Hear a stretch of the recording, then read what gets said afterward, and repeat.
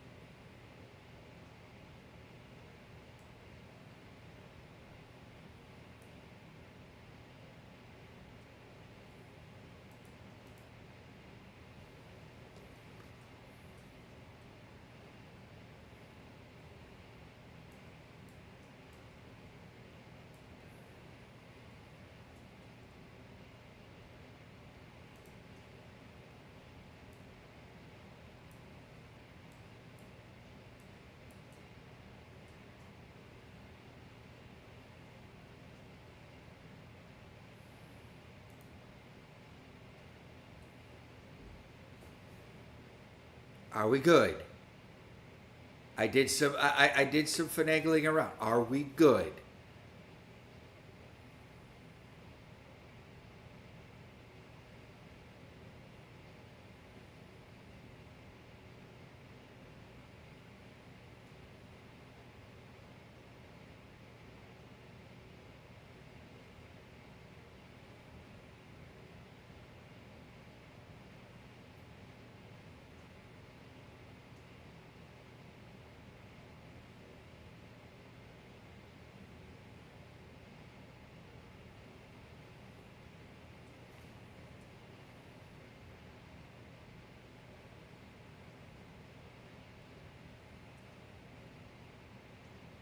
I haven't changed any settings of the video stuff, but this is the first this is the first, no?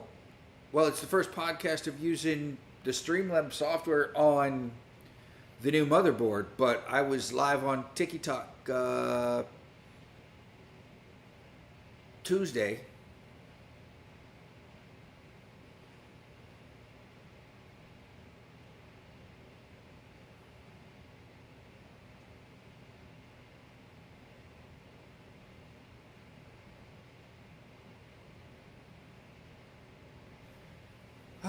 If it happens again, guys, we're going to end the stream and I will do a larger double live next Friday. Let's do that.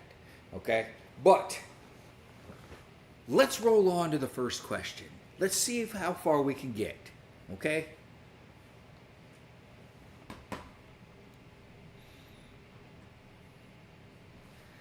Oh, you don't want me to sing, Kevin. You don't want me to sing.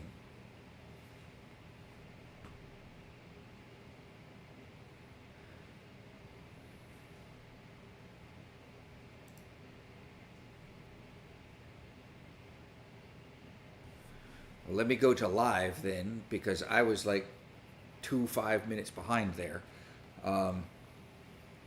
There we go. There we go. Let's just go to the first question, guys. And it comes from Kirk. And Kirk had a weird stomach flu 2 weeks ago.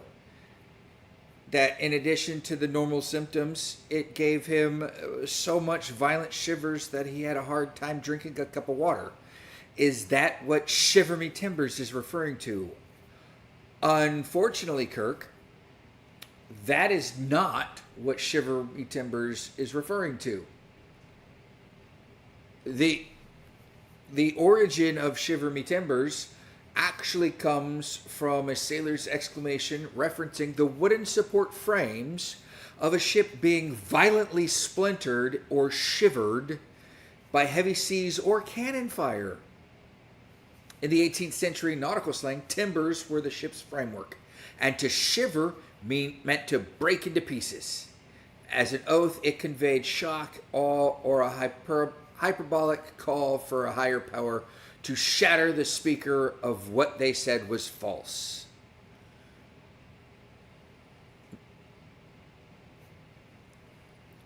So before we continue on that, I gotta do something real here. I gotta make a thing out to Bacon.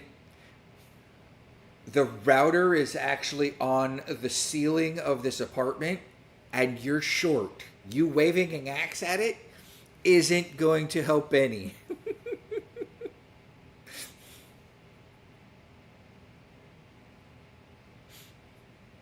We've got like 8-foot ceilings.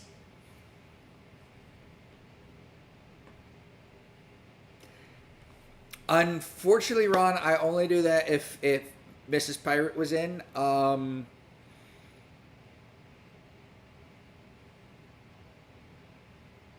Because it makes her cry. So, and I like making Mrs. Pirate cry.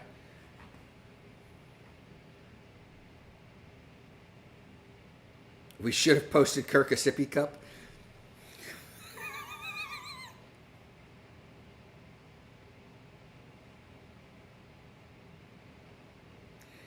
Y'all have way too much fun on Friday nights. I'm serious. No, it's not shiver, it's shiver. Shiver me timbers. Arr. And it actually was never Shiver Me Timbers until 1950s Disney film adaptation where Long John Silver's was voiced by Robert Newton, and he changed it from Shiver My Timbers to Shiver Me Timbers.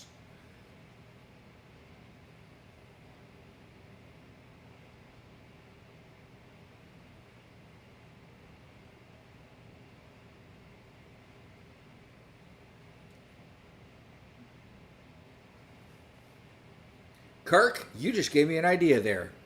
Bacon versus the router as a surprise entrant into one of our deadly dungeon things.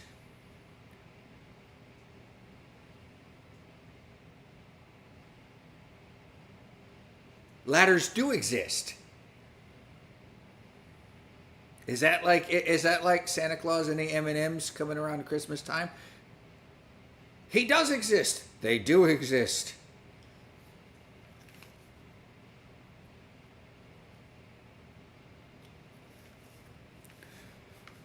But Kirk, there is your long-awaited answer to the question of Shiver Me Timbers.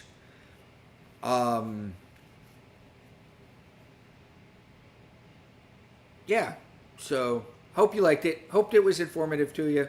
No, your sickness was not blasting you apart at the timbers.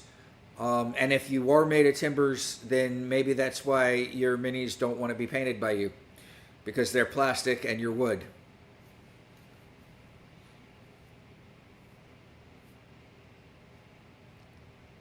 So, with that being said, tonight's title of the episode is BAB.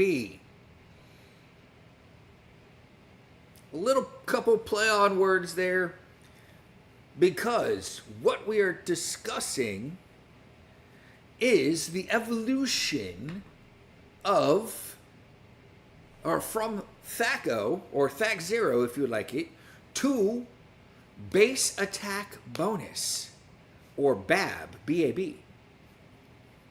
And its mechanics, the usability, and impact in Dungeons and Dragons 3E. 3E.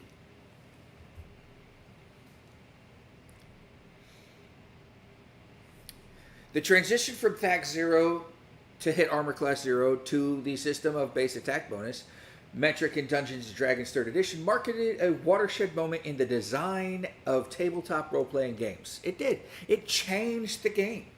Because no longer were you having to deal with negative math. Now you could deal with positive math.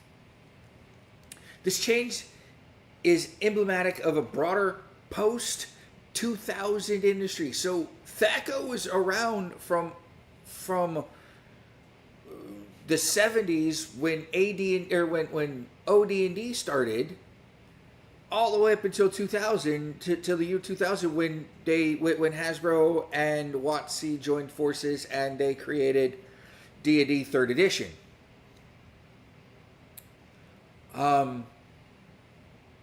For decades, like we discussed last week, THACO and the Descending Armor class dominated the D&D combat calculations. With the advent of 3rd edition, design priorities shifted decisively. The adoption of BAB and with an ascending AC class or scale sought to streamline gameplay, lower the barrier for entry for new players, and integrate combat resolution consistently across various in-game activities. Made battles smoother, made battles last or take a shorter amount of time. Made gameplay itself take a shorter amount of time. You're not spending 4 hours just on two players' attack rolls or something. Granted, that's an over-exaggeration of the time, but with negative math, you're not sitting there saying, "Oh, I hit do it," and you're not wasting time. This was a way to maximize time.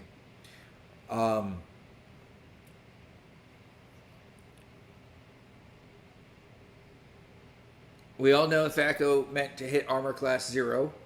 And we all know that what THACO did from 2 weeks ago. But the base attack bonus system, it overhauled attack mechanics. Base attack is attacker's cumulative bonus, a positive integer derived from class and level, which is added directly to the D20. So, AC is now a ascending value. Higher numbers mean better defense. And to resolve an attack, you'd roll the D20, and then your base attack bonus, which you get from your class and your level. Like, for at the time in third edition, it was like a full fighter had +1 BAB per level. So you would roll your d20, and if you were a fighter or a barbarian, you would add 1 to that. Or if you were a cleric or a rogue, you'd add 3/4 to that. If you were a wizard or a sorcerer, you'd add half or 0.5 to that per level. So a wizard wouldn't have a full point until level 2, whereas a cleric and a rogue would have, 3 points at level 4, right? No, because 75 and 75 would be 1.5 points at level 2, plus 75 would be 2.25. So at level 3, they would get their first. No, at level 4 they would get their first, or their. Yeah, it would be 3. It's math. And it's why we call them math rocks, people. I'm not good at math. That's why I like calculators. As a matter of fact, let's do this. Let's go to the calculator. 0.75 plus 0.75 equals 1.5. That's level 2 plus 0.75 is 2.25 at level 3. So yeah, at level 4 they would have an attack bonus of +3. So you roll a 17, your attack bonus +3 would give you a 21. No, it would give you a 20. BAB is a big improvement, but there were worse things than THAC 0. In the 70s, it had a DM who created charts of weapons versus armor. You had to look up, and that's homebrew stuff, Kirk. It really is. That's actually pretty good, because if you're having a halberd go against leather armor, the halberd is going to pierce that level armor faster than it would be somebody who over attacking somebody with plate mail, and that's what BAB did. It took an account the actual armor that somebody is wearing.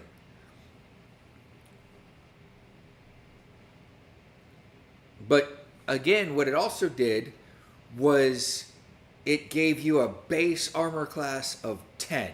So no matter what, you could be naked as a jailbird and you would have an unarmored armor class of 10, which would make you not so squishy if you were fighting unarmed individuals. I mean, yeah, they would still have to roll the d20 to hit, but you just have a smaller advantage to hit. And we buffered. God dang it.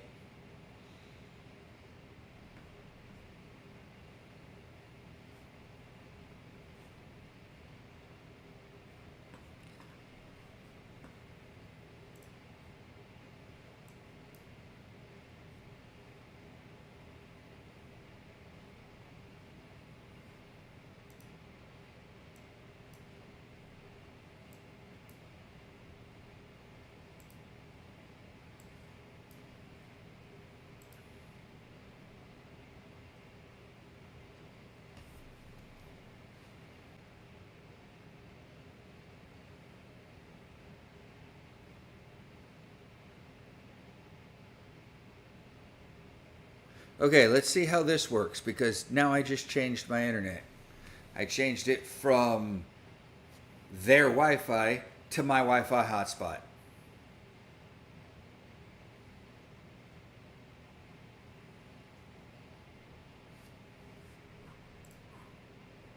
And if we don't buffer, then it's their shit. Not any of our shits, it's their shit. Oh.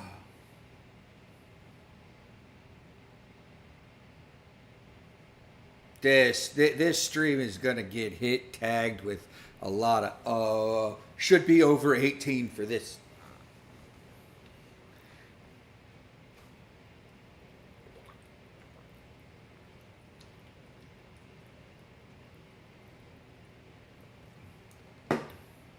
Anyway, where were we?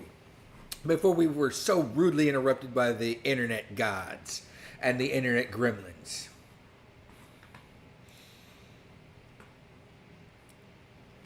The rationale behind for replacing THACO with BAB is simply this: addition beats subtraction. Primary feedback from designers and surveyed playtesters highlighted that adding is consistently easier and more intuitive than subtracting. Easy, especially for users with limited mathematical experience or those not innately comfortable with negative versus good conventions. The shift was not merely cosmetic, but foundational to the game's learning curve and accessibility.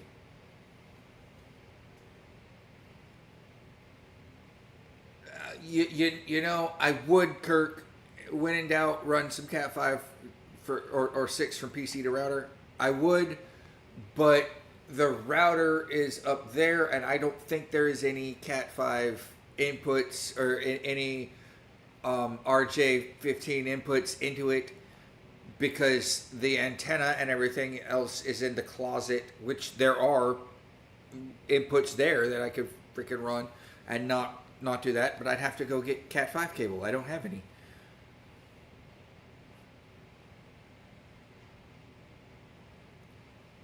No, you can't blame your minis on their shit too, because it's not your minis' fault that they don't have any color to them.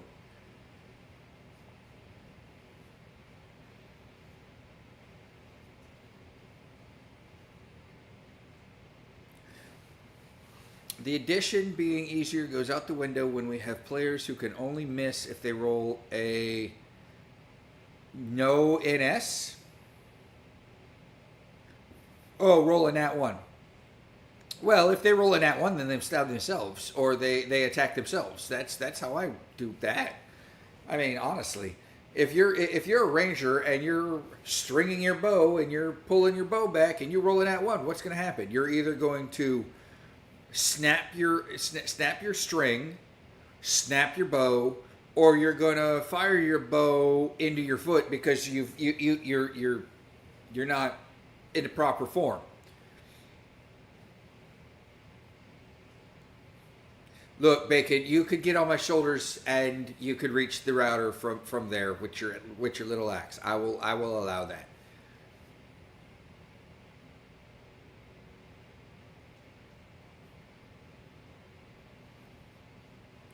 It's an internet company called White Sky anyway. I've never heard of these people. And one lightning storm wiped out an entire building's worth of internet here a couple weeks ago. And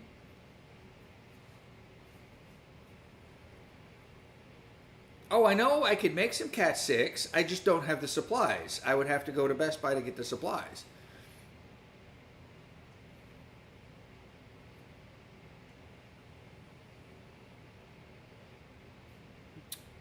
If Cat 5 random router, Bacon could climb it to reach her. You know, she just might. She just might. But we still have more to go, guys. So consistency in BAB versus THACO is always better because higher is better. Through both the ascending AC scale and positive modifiers reinforce the bigger numbers are better principle for both offense to hit and defense, your armor. This eliminated confusion about whether a lower number represented an improvement or a penalty, and inconsistency which especially was prominent in the THAC 0 system and often extended to item naming. The +1 armor would lower AC while +1 weapons were straightforward. Unified challenge resolution. Here's where it unified everything. Third editions moved to a D20 based system. Roll plus bonuses versus target number. System harmonized combat, skill checks, and saving throws into a singular mechanic. You didn't have 3 mechanics for each. Now you had one singular mechanic that worked across everything. It enhanced onboarding and making the game easier to explain, play, and program for digital platforms. This is primarily why they did it, so they could make D&D and the D20 system work in video games. And specifically video games like Baldur's Gate 1, Baldur's Gate 2, Icewind Dale, Neverwinter Nights, those first edition PC games that were coming out in the 1990s, 99s, 2000s, 2001, 2002, those games made the D20 system what it is.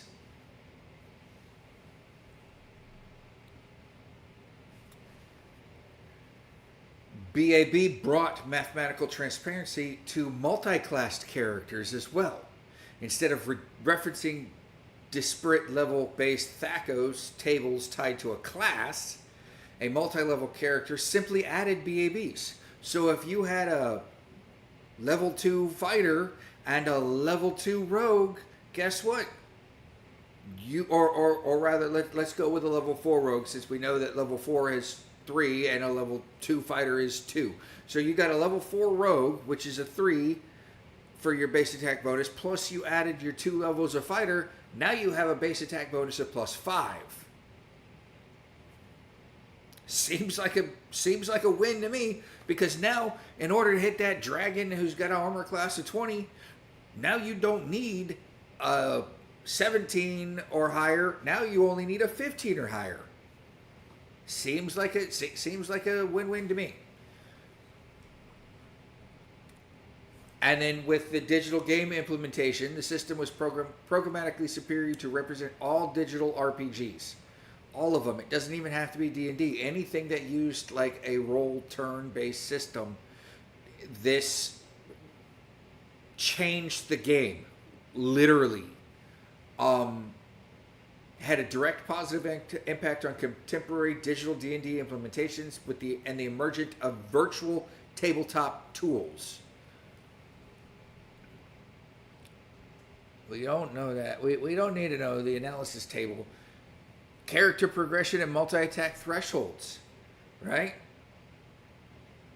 THACO level-based progressions were often uneven. Fighters improved rapidly, while other classes had longer periods with no advancement. Extra attacks for warriors were baked in at specific milestones according to class tables, and not always easy to calculate off the cuff or for advanced multi-class characters or monsters. BAB progression with 3rd edition, class progression rates, full, 3/4, and half, all use simple formats. Multi-attacks occur systematically. A +6 BAB, second attack was at a -5. A +11 BAB, your third attack was at -10. A +16 BAB, your fourth attack was at a -15. This clarity greatly accelerates character building, encounter design, and in-play decision making. Players can quickly look at their sheets or digital character tools and know at a glance how many attacks they get and at what bonuses. This recentered the combat flow towards tactics and actions rather than strictly arithmetic. Game probability. In THACO, your probability of hitting is determined by by 21 minus THACO minus target AC divided by 20. For most, the need to pre-compute this for every possible AC was a cognitive hurdle, especially with negative ACs. For BAB, probability is 21 minus target AC minus the BAB plus bonuses divided by 20. Or more simply, your roll plus your modifiers versus the AC you need to hit. So if say you need to 15 to hit, your chances equal 6/20 or 30% to hit. It's far easier to communicate and internalize and critically program in video games or digital tools that offer real-time hit chance displays or overlays.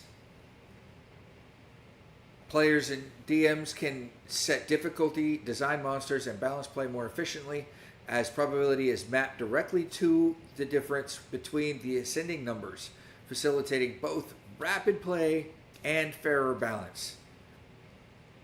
They nerfed Thaco. That's basically what that's basically what they did. They nerfed Thaco. But in nerfing Thaco, they made everything better.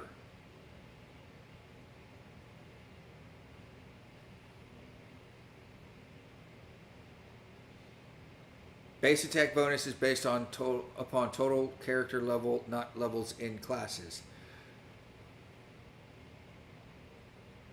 In 5e, you're absolutely right, Kevin. That's how it was in 5e, or that's how it is in 5e. We'll get to 5e because 5e is coming.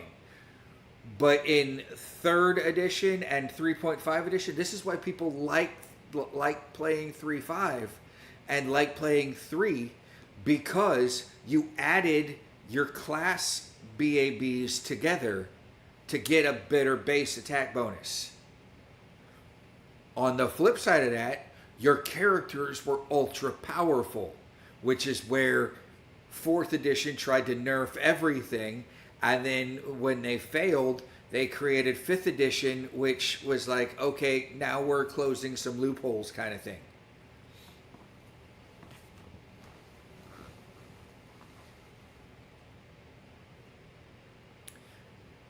Thaco's reputation, some veteran players grew to love or tolerate finding its calculations manageable or preferable to lookup tables and nostalgic for its legacy, often humorously referencing it as a rite of passage or the math nerds D&D.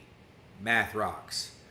Widespread criticism deemed it impenetrable or redundant, particularly among new players and those with limited math backgrounds or those teaching the game to children or casual groups. You could not teach OD&D and AD&D and 2E to kids under, I want to say, 8 years old. There was just no way for them to understand the negative numbers math. It was difficult.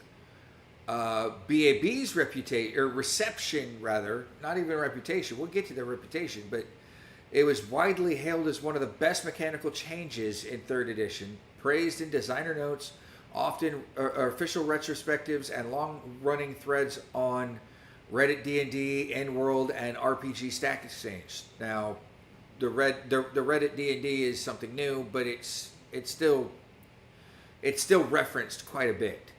Newer editions, and most notably 5e, abandoned variable BAB, and this is what you're talking about, Kevin. They abandoned variable BAB in favor of a unified proficiency bonus for further simplification. But the BAB innovation is still regarded as a crucial stepping stone to modern design. I have to do more research on 5e because I don't play 5e. I've never played 5e in tabletop. I've played 5e in Baldur's Gate 3, but I still don't understand the mechanics because I'm not actually there, pen and paper, building a character.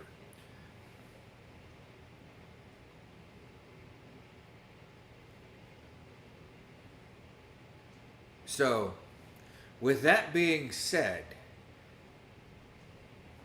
and I mentioned these earlier, the digital implementations of this new BAB system.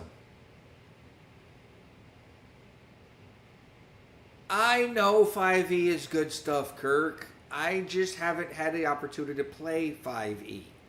I don't have any of the books. I haven't gotten any of the books.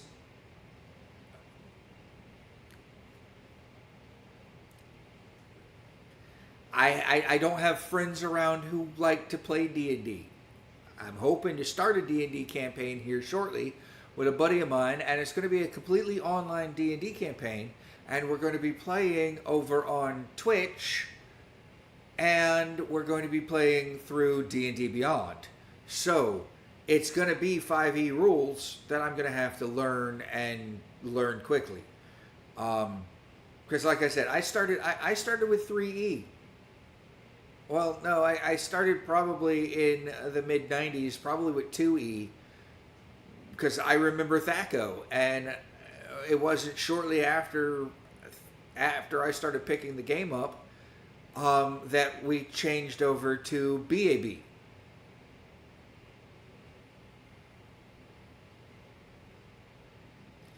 5e is D&D on easy mode. 5.2e is D&D dumbed down even more than 5e.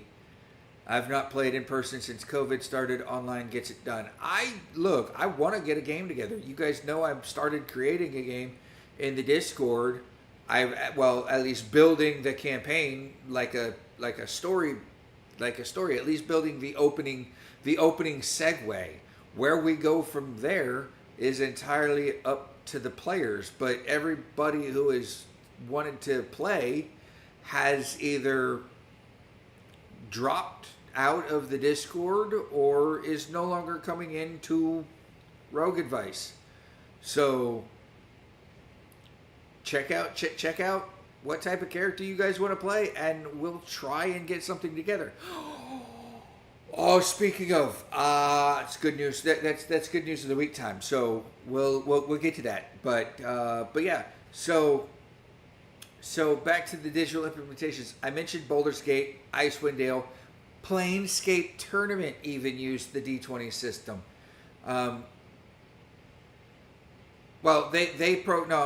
These games program THACO and AC as per the tabletop. What started the BAB to proficiency-based games was Neverwinter Nights, Pathfinder Kingmaker, Baldur's Gate 3, which Baldur's Gate 3 is 5e, so I don't know, maybe they changed it, but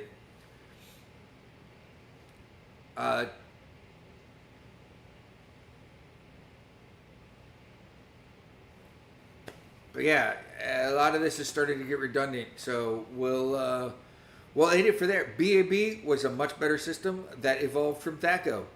And by next week, I shall talk about why 5th edition abandoned BAB and went to the progressive system.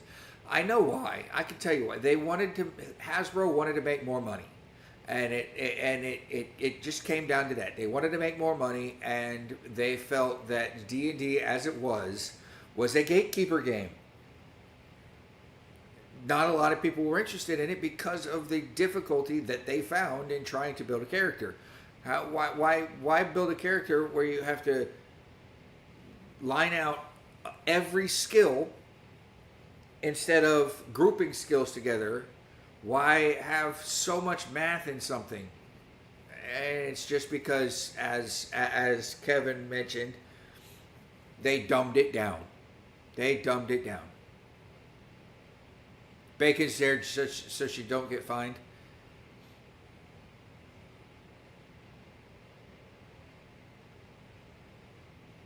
Look, Ruby, I will tell you and Bacon, you guys want to start playing?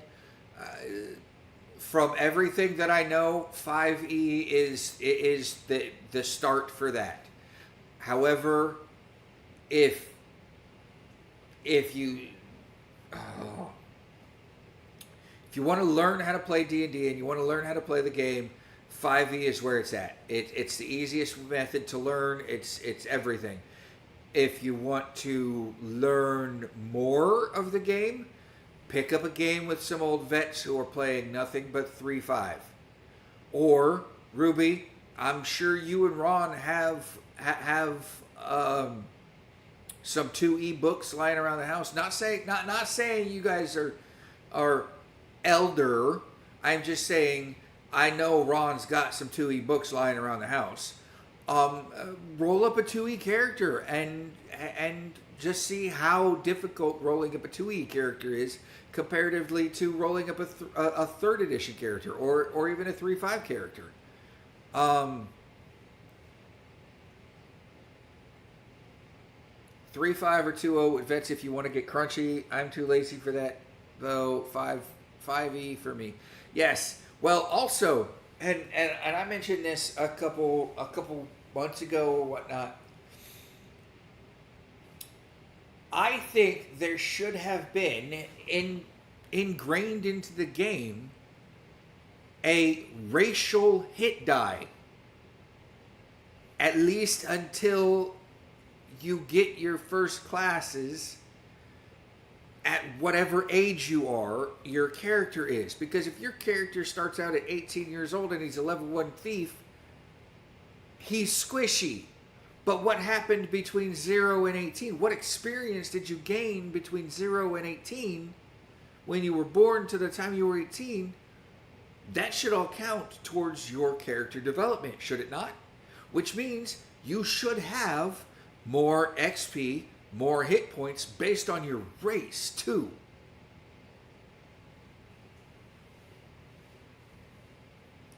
We have the AD&D books and the 5e. Just got to get cracking. See, I have to get 5e books. I have all 3-5 books at the house, and I have to get 5e if I'm gonna want to play, because nobody's playing 3-5 anymore. Nobody ever runs level 0 though. Sadly, you're right, and they all start with level 1, but you're still squishy. But if you had racial hit die, and you set it up like this, and this may be a homebrew rule that I add in to my home games. Like for a human, right? Human average, you live to be 80 years old, so you roll a d8.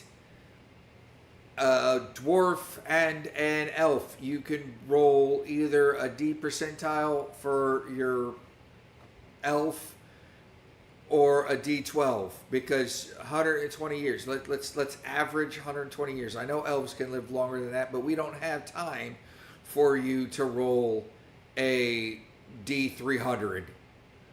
I mean, I don't even know how that would work. Would you just roll 3 D percentiles? But up until you're 18, you roll a D8 for let's base it off a human. For up until you're 18, every year you roll a D8, right? And you add that to your BAB, or you add that to your hit die.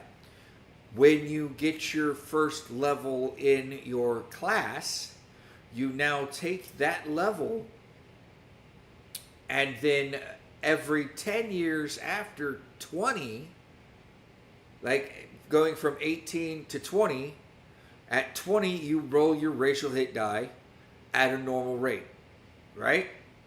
And you roll your class hit die, and you add those together, and you add that to your hit points. At age 30, you roll your racial hit die, your D8, subtract 1, and add that to your class hit die. At level 40, subtract 2. At 50, subtract 3. Until at level 80, you're not rolling a racial hit die anymore. If you hit 80 years old and you haven't died, you're not going to be gaining any more life from your race. You're going to be starting subtracting life from your race. So it's all still skill based on your class die. But that's for in-game time. That's not saying that your game itself has to last that long. It's you take into account travel times, you take into account battle times, you start calculating every time. Because who knows? You may be traveling on the road from Watertown to Kalimshan, or from Waterdeep to Kalimshan in Faerun, for instance, and while that trip takes you 3 weeks and you started traveling when you were 18, that doesn't mean you started traveling on your 18th birthday. So who knows? Maybe during the course of your campaigns, you have said birthdays for your characters. You have the ability to increase your racial hit die through the longevity of the actual campaign time.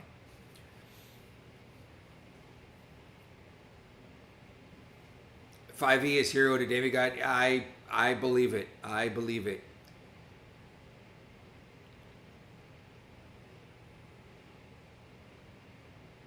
Happy Cake Day? Whose Cake Day? Whose birthday is it next week? Is it Ruby's birthday next week? Oh, it is Ruby's birthday. Happy birthday next week, Ruby. I just saw that. Happy birthday's Ruby's birthday. That's a good thing for the week.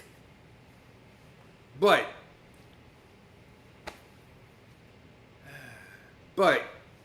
getting off of BAB. I think we've covered BAB for enough for now.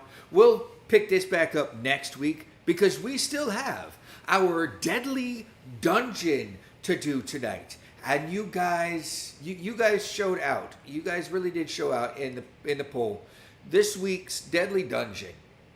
You guys know it. This week's deadly dungeon was the Komodo dragon versus the crocodile. Right? And you guys showed out. Let's just go through what these two have going for them.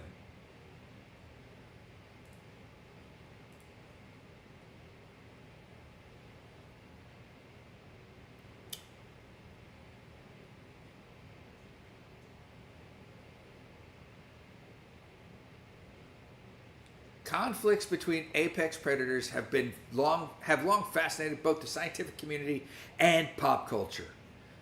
The hypothetical clash between the saltwater crocodile, Crocodylus porosus, the world's largest living reptile, and the Komodo dragon, Varanus comodensis, the planet's largest living lizard, is particularly compelling.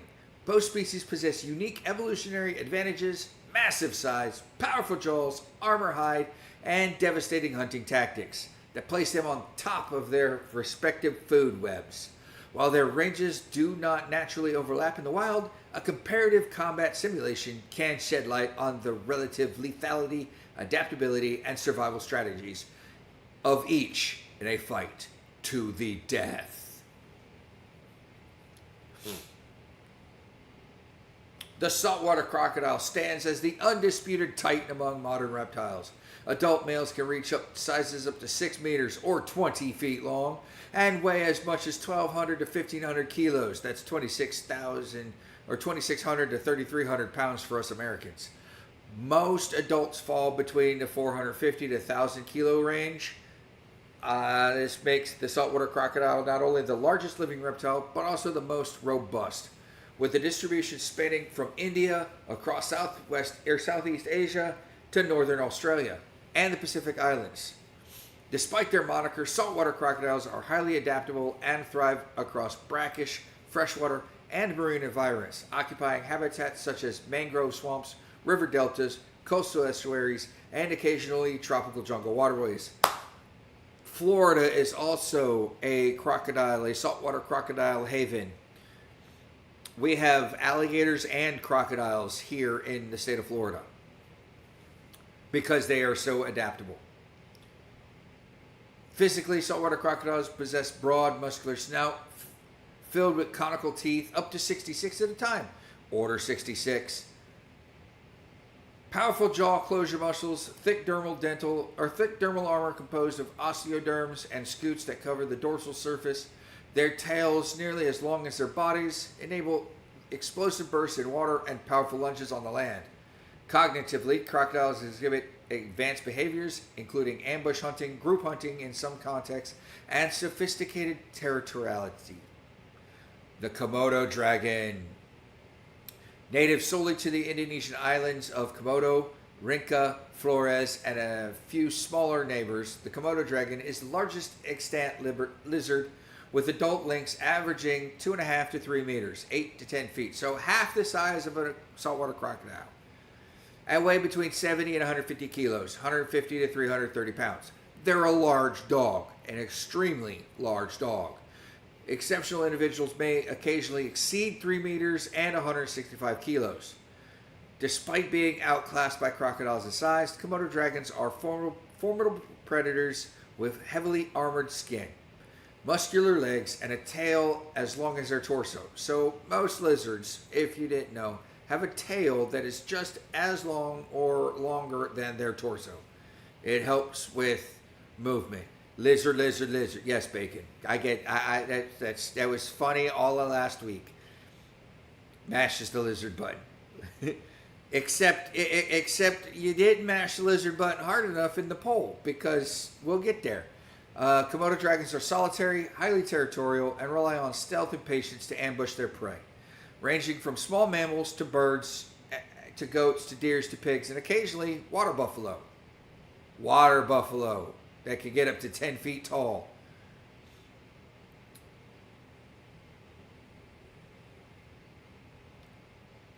But let's get to the battles themselves, right? What does the saltwater crocodile bring in tactics wise? They bring a crushing bite and a drag. They bring drowning, and they bring the greatest thing known to reptiles called the death roll, which inflicts fatal injuries to tear off limbs by spinning their bodies with prey held firmly. The Komodo dragon's tactics are ambush and bite, venom delivery. Oh, that's right. The Komodo dragon is a venomous reptile or a venomous lizard. It's got 2 venomous spiky fangs in its mouth, and its venom is lethal. Let's go talk about their venom venom lethality. The Komodo dragon's draw strength, traditionally considered modest relative to their body size, is augmented by a unique venomous system. Recent studies report a bite force at 300 to 600 psi. 300 to 600 psi, where the crocodile's bite force is nearly 3,700 psi, or 16,000 newtons of force for adult specimens, with projections of up to 7,700 psi, 34,000 newtons for giants in the 20-foot class. That's putting their bite strength on par with predators of prehistory like the T-Rex. That is freaking chomp down and die. But they also have a retreat and track. The Komodo dragons, if the prey escapes, the dragon will use his keen sense of smell to track it over 1 kilometer, waiting for blood loss and systematic collapse. Like, the Komodo dragon will bite you, and the venom, if you get away and they've ingested the venom in you, they will track you until you die, and then they will eat you. Large carcasses often draw multiple Komodos. A dominance hierarchy governs access, and intraspecific fights can turn lethal. They kill each other for food. The environments and the terrain that we simulated the battles in. We have a swamp environment, a savanna environment, jungle environments, and rocky coastlines. The decisive outcome matrix. Win-loss count by species and terrain. The victory method, which was the immediate kill trauma, kill by venom shock, forced retreat concession, death by cumulative wounds, and key decisive factors were their bite location, armor penetration, stamina loss, successful treat, and environmental adaptation. Because we did 100 battles across the terrains, this is where we got. In the swamp, the crocodile wins 28-2. Aquatic, the decisive factors for the crocodile was aquatic ambush, overpowering, and drowning. Decisive factors for the Komodo, evasive bites, and the venom, which was rare in the swamp environment. The Savannah 13 for the crocodile, 12 for the Komodo dragon. It was a little more easy in the open savannas. Direct lunge and bone-crushing bites for the crocodiles, decisive factors, and the mobility and repeated wounds and venom for the Komodo dragon. Komodo dragon was able to get more venom in the savanna than it was in the swamp. In the jungle, we know crocodiles don't like the jungle. They can be in the jungle, but they don't really go to the jungle. Crocodile loses 6-19 in the jungle. Decision factors for the crocodile is a surprise attack near water, and the decisive factors for the Komodo dragon was agility, terrain evasion, and venoming. So far in all of those. And with the rocky coastline, it was another close one. It was 12-11 and 1. There was a draw. Crocodile wins 12 times, Komodo dragon 11 times, and they drew once. The amphibious strike and forced into sea for the crocodile because Komodo is a land-based lizard. They don't do well in the ocean. And the decisive factors for the Komodo is the cliff rock usage and stamina attrition. for a total wins in our simulation of 59-44 to 1, which came out to a 59-40 total wins.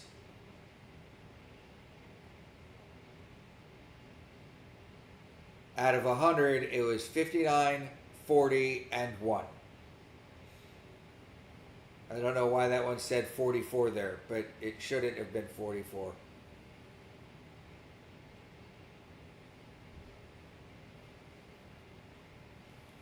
But my simulation says crocodile wins 59% of the time. Crocodile dominated swamps and performed well on rocky coasts, while Komodos excelled in jungles and equaled the odds on an open savanna. Based on these simulations, aggregated outcomes, the saltwater crocodile would win more often in direct battle. The Komodo dragon is a surprisingly dangerous underdog, however. You guys in the Discord poll chose the crocodile, but you guys chose the crocodile a whopping 75% of the time. While I'm pleased that you guys got the crocodile to win, you guys impressed me with how much you guys thought the crocodile would take the Komodo dragon. It was pretty close. It was absolutely pretty close.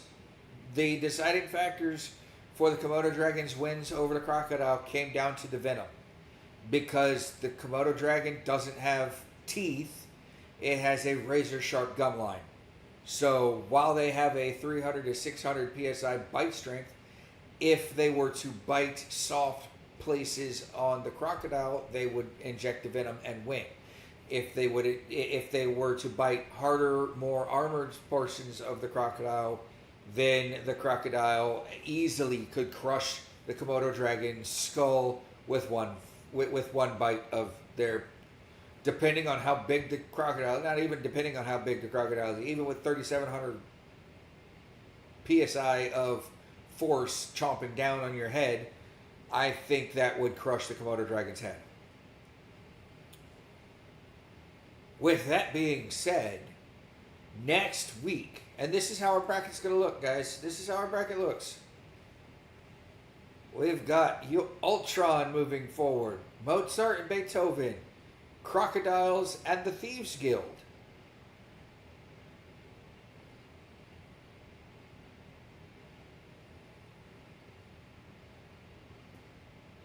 It wasn't a lizard that won, Bacon. It was a crocodile, and crocodiles are reptiles, not lizard.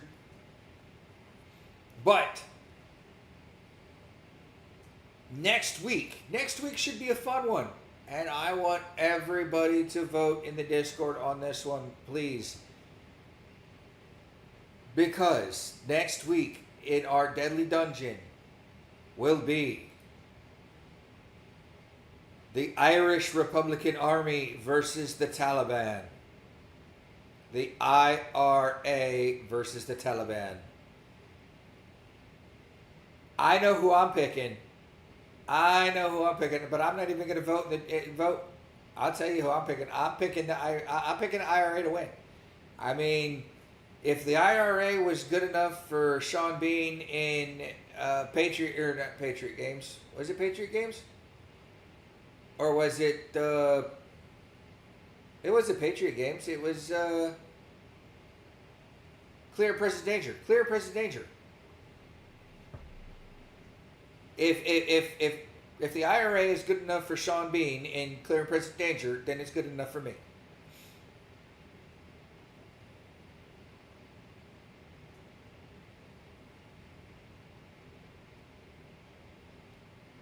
And there's my movie reference for the week. Now, we are in Chat Chat, everybody. That led us into Chat Chat. So, good things for the weeks. Let me start off with my good things for the week. I had a great week so far. Wednesday, I decided, and let's, you know what? Let's go to the live scene for this. Wednesday, I decided I was going to mess around on my phone and check out tattoo shops, just to see what I could get a quote for one of my tattoo cover-ups that I want. I went in, I found a guy, and he told me for my tattoo, the tattoo that I want, $400 to $450. Now that's almost 3 to 4 times as much or less than what I was told by 2 or 3 tattoo shops in Oklahoma. In Oklahoma, I had gotten a quote of $7,000 for my tattoo cover-up. Another one quoted me at $2,700. This guy's doing my cover-up the way I want it, the way he wants to do it, for $400 to $450. Technically, they're both, Ron. Because and really, the Taliban versus Al Qaeda, they're Mujahideen, and then they moved into the Taliban, and then they moved into Al Qaeda. But they're the same. But yeah, so my tattoo is going to cost me $450, and I've already approved that expenditure with the wife, with Mrs. Pirate. She was like, "Yes, go do it." And especially because I told her I wanted to do it for my birthday, she's like, "Yes, go. It'd be a great birthday present for you." So November 7th, I will be sitting in a chair. And unfortunately, that is a Friday, I do believe. Let me see the calendar. Yes, that is a Friday. So I'll be sitting in a chair for 4 hours starting at 7 o'clock.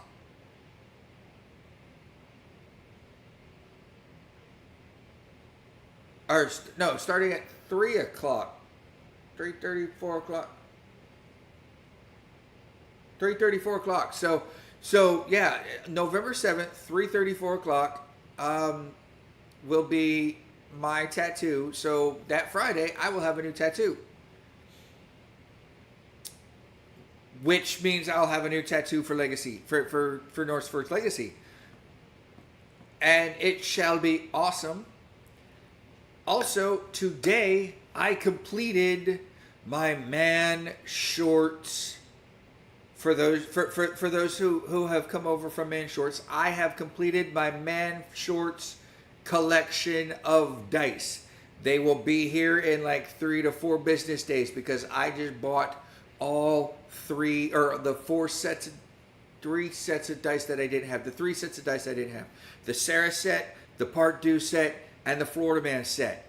They're still available over on KrakenDice.com. And because I spent $100 this week on dice, or this weekend, I'm going to plug this right now. We're not getting sponsored by this. We're not getting paid for this, but I'm going to plug it anyway. Kraken Dice right now has got a Labor Day weekend sale going on where you get stacking freebies, right? If you spend $5, you get a free 34mm liquid core D20, which I got. If you spend $10, you get that the liquid core and a DM mystery acrylic 7-piece dice set. Spend $20, you get Kraken's signature 14-piece dice set.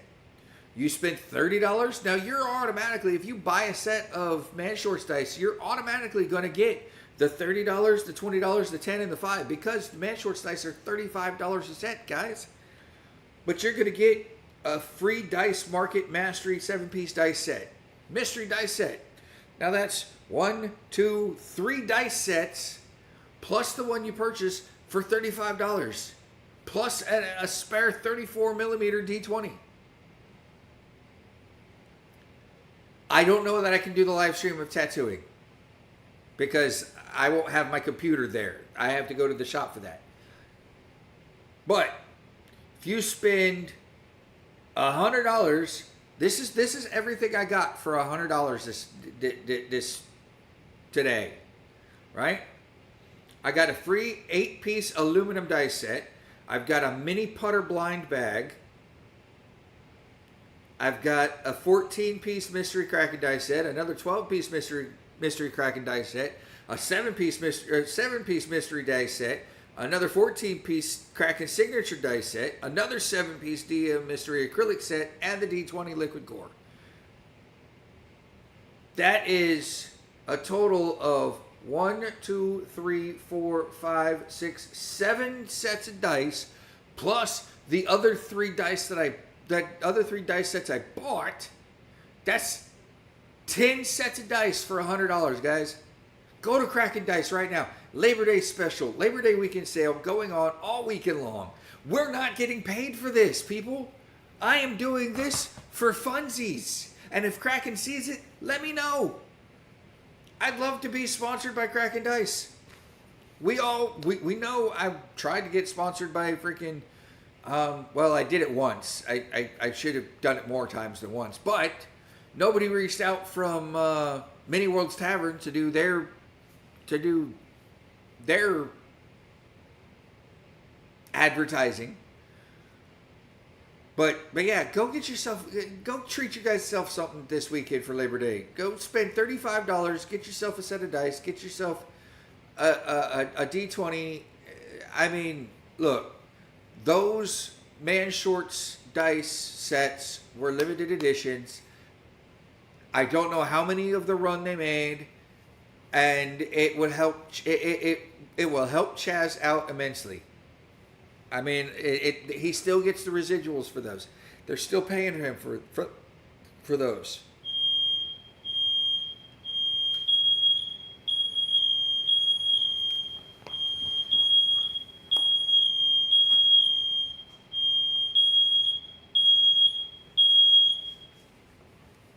Apparently, everybody, that means we have to go. Nope, not a whoops. I didn't do anything. Maybe not. Nope, it stopped. It stopped. Somebody else started. Their cooking went off.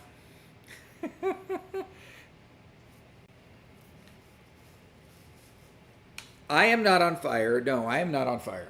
I haven't been doing anything to be on fire. My computer's not even on fire. Surprisingly. But so that's the good 2 things of the weeks that I got. I was not expecting. I was just expecting to buy some dice this weekend, and then I got in my cart, and there's 10 things in my cart. I'm like, whoa, wait a minute, what's these? And I'm looking at them, and they're all zeros, and I'm like, oh shit, free shit. So let's go.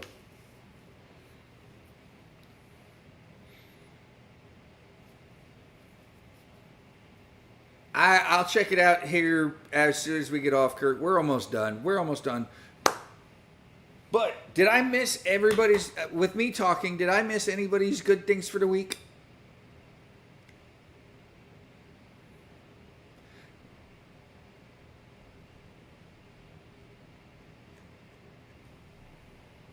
I don't think anybody put anything good for the week. I do want to say that a lot of people are struggling right now. A lot of people are going through some bad times. So there's not a lot of good going on. But Bacon started a new job.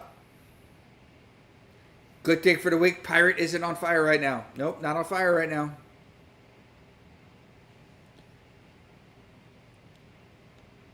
Kevin made it through the week with little sleep. Ruby and Ron are up at the trailer for 10 days. That's nice. Kevin, get all the rest you can this Labor Day weekend. It's always a good thing.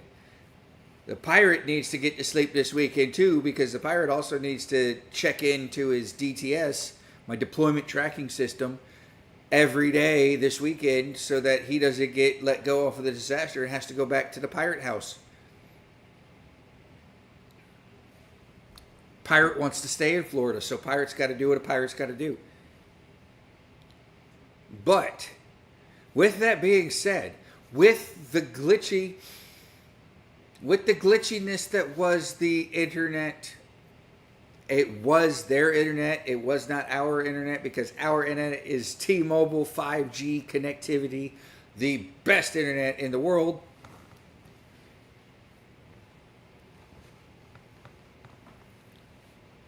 And we have a new motherboard in the computer, which allowed the mic to stay lit and to stay on, and you guys could hear me the entire stream. Amazing!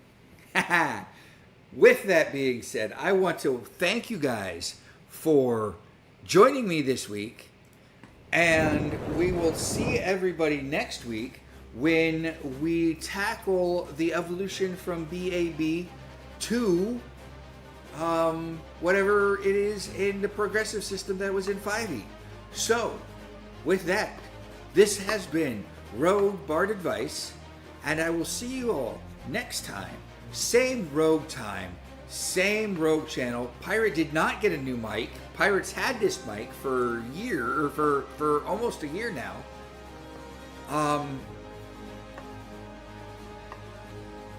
But yeah, no, same, be here next week. Same Rogue time, same Rogue channel. And I thought this was going to be a short episode because we only got one question. Also, send those questions in, guys. Rogue Bard Advice, R-O-U, or R-O-G-U-E, Rogue Bard, B-A-R-D, Advice, A-D-V-I-C-E, at gmail.com. Send in your questions. Give me some content. Let's do this. Otherwise, next week we're just talking 5e. Not that I mind, but it wouldn't be a question and answer segment without questions from you guys. I appreciate all of you and thank you for all you guys do. And as the pirate in me says, may the seas always be calm for you, and may the winds always billow in your sails. And with that, take what you want. Give nothing back. This has been Captain Bartholomew Bones McCoy and the Rogue Pirate Archaeologist signing off for this Friday. See ya next week.